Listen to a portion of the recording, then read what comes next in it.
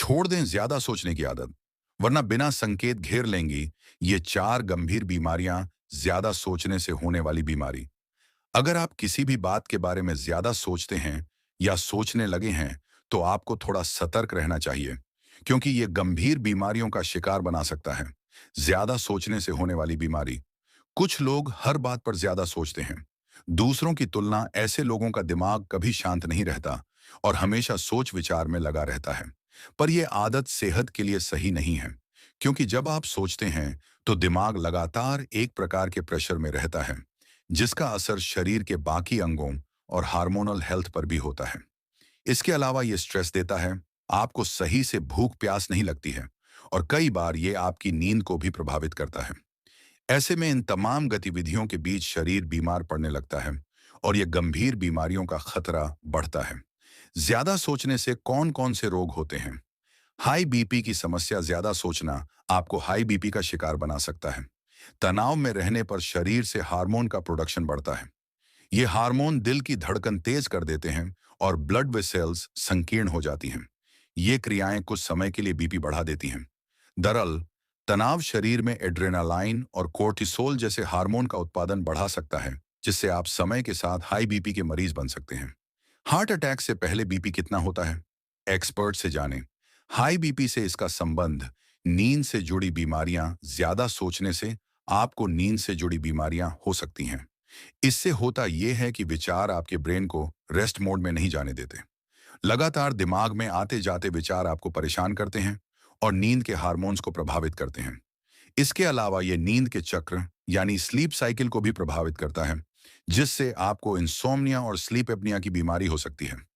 Depression depression एक ऐसी बीमारी है जो कि ज्यादा सोचने से ही शुरू होती है। दरअसल, ज्यादा सोचना आपके ब्रेन के अंदर की गतिविधियों को सुस्त करने के साथ इसकी सोचने की क्षमता को प्रभावित करता है। इसके अलावा ये दुख बढ़ाता है और अकेला करता है। ये सोच और गहराती जाती है और फिर आप डिप्रेशन के शिकार हो सकते हैं। पत्थरी गलाने में मददगार हो सकता है। इस फल का पानी फ्लश ऑन आउट कर सकता है किडनी में जमा गंदगी। एंग्जाइटी और पर्सनैलिटी डिसऑर्डर। एंग्जाइटी और पर्सनैलिटी डिसऑर्डर ज्यादा सोचने की बीमारी से जुड़ी हुई हो सकती है। दरअसल, जब भी आप ज्यादा सोचते हैं, इससे आपको डर लगता है और घबराहट होती है। भविष्य की चीजों के लिए आप परेशान रह सकते हैं।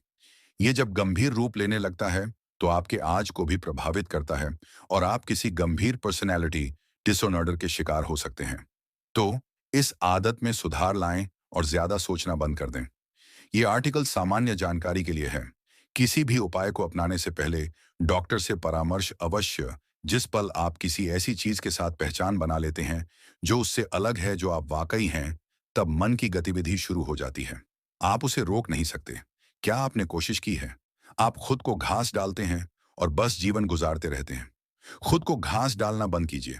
24 घंटे के लिए बैठकर मन को रोकने की भरसक कोशिश कीजिए। आप पाएंगे कि यह आपको हर जगह ले जा रहा है। 3 दिन में आप पागल हो जाएंगे। यह खराब खाना खाने के बाद पेट में गैस बनने के जैसा है। अगर आप उसे रोकने की कोशिश करते हैं, तो उसका कोई फायदा नहीं है। आपको बस खराब भोजन खाना बंद कर देना है। आपकी पहचानें गलत हैं और एक बार जब पहचानें गलत हो जाती हैं, तो मन की गतिविधि बिना रुके जारी रहती है। आप उसे रोक नहीं सकते, चाहे आप जो कर लें। बात बस इतनी है कि अगर यह एक सीमा के अंदर है, तो आपको लगता है कि यह सामान्य है। यह सामान्य नहीं है। आप पागलपन के सामाजिक रूप से स्वीकार्य स्तर के अंदर हैं। हर कोई उसी तरह से है, तो आपको लगता है कि यह ठीक है।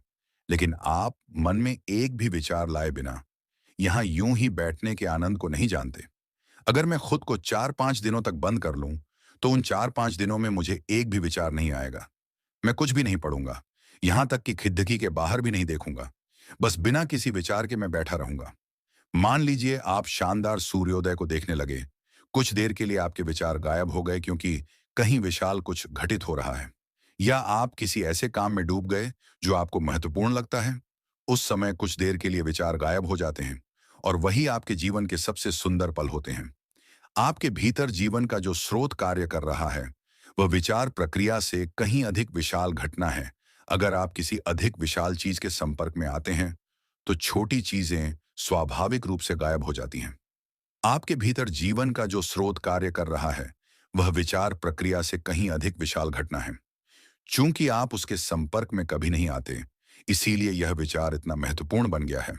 या यूं कहें कि अगर आपको अपने विचार बेहद महत्वपूर्ण लगते हैं, तो इसका मतलब है आपके विकृत नजरिए में सृष्टिकर्ता का सृष्टि महत्वपूर्ण नहीं है।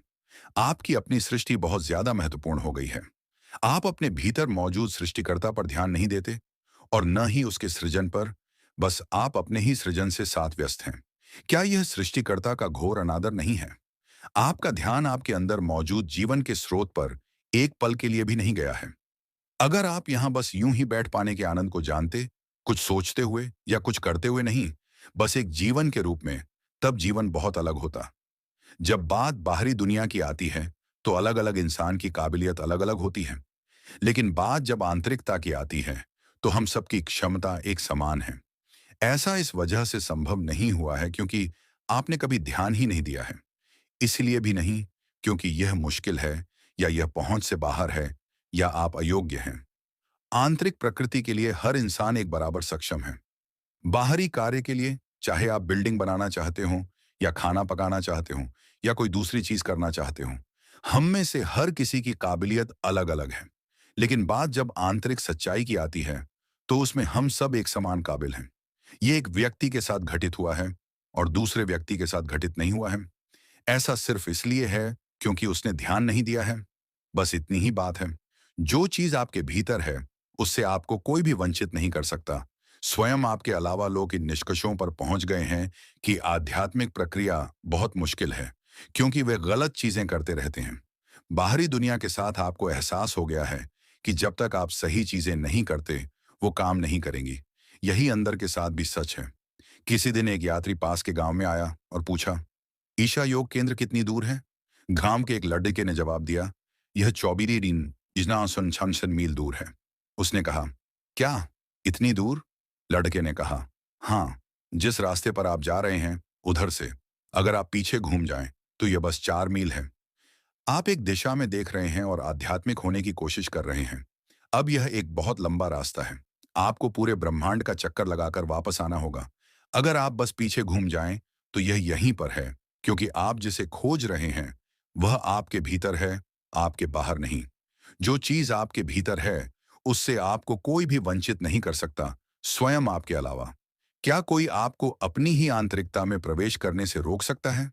अगर यह नहीं हो रहा है, तो आपको समझना चाहिए कि आपने आवश्यक इच्छा शक्ति नहीं पैदा की है। दूसरी कोई वजह नहीं है। क्या आप अपने मन से बाहर हैं? अभी विचार को दबाने की कोशिश मत कीजिए। सबसे बड़ी भूल यह हुई है कि लोगों ने आपको बता दिया है कि अपने मन को कंट्रोल करो। जैसे ही आप अपने मन को कंट्रोल करने की कोशिश करते हैं, तो आप खत्म। मान लीजिए आप अभी शांभवी महामुद्रा का अभ्यास कर रहे हैं। अगर आप प्रक्रिया करते हैं, तो वह आपके और आपके शरीर के बीच, आपके और आपके मन के बीच थोड़ी दूरी पैदा कर देगी। आप शांभवी करें और यूं ही बैठे रहें।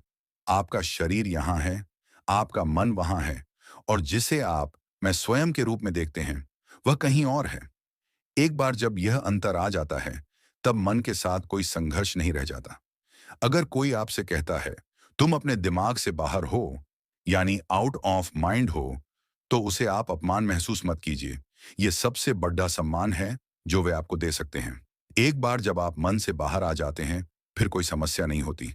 अगर कोई आपसे कहता है, तुम अपने दिमाग से बाहर हो, यानी आउट ऑफ माइंड हो, तो उसे आप अपना अपमान मत समझिए। यह सबसे बड़ा सम्मान है जो वे आपको दे सकते हैं। वे आपसे कह रहे हैं कि आप एक बुद्ध हैं। बुद्ध का मतलब है कि वह इंसान जो अपने दिमाग से बाहर है। लोग सोचते हैं कि दिमाग से बाहर होना पागलपन है। यह पागलपन नहीं है। पागलपन हमेशा दिमाग में होता है। अगर आप अपने दिमाग से बाहर हैं, तो आप 100% समझदार होंगे। वह पागलपन का अंत है। अब आप जीवन को बस वैसा ही देखते हैं जैसा वह है। एक बार जब आप जीवन को वैसा ही देखते हैं जैसा वह है, यानी कि उस तरह जैसे आपका मन दिखा रहा है, तब आप देखेंगे कि हर चीज कितनी छोटी है। आपका मन जो कर सकता है, दुनिया जो कर सकती है, वह इतना नगण्य है कि आप उसके साथ जिस हद तक चाहें, उस हद तक खेल सकते हैं। अगर आप नहीं चाहते, तो आप बस स्वयं को पीछे खींच सकते हैं। दोनों ही कार्य सचेतन हैं। अब आप में कोई विवशता नहीं है। जिस पल आप सृष्टि के स्रोत का साक्षी बनना शुरू करते हैं, आपके अंदर की सारी विवशता चली जाती है। अब हर चीज चैन से होती है और जीवन सुंदर बन जाता है। जो हो रहा है उसके कारण जीवन सुंदर नहीं बनता, बल्कि इसलिए सुंदर बनता है क्योंकि आप वैसा करना चुन रहे हैं। कुछ भी सुंदर या भद्दा नहीं है। अगर आप उसे करना चुनते हैं और आप खुद को उसमें शामिल कर लेते हैं, तो हर चीज सुंदर होती है। अगर वह आपके ऊपर थोपी जाती है या वह विवशतापूर्ण है, तो हर चीज भयानक होती है। यही बात मानसिक गतिविधि पर लागू होती है। अगर वह सचेतन हो, तो आप मन के साथ खेल सकते हैं, जो काफी शानदार साधन है। लेकिन चूंकि यह विवश है,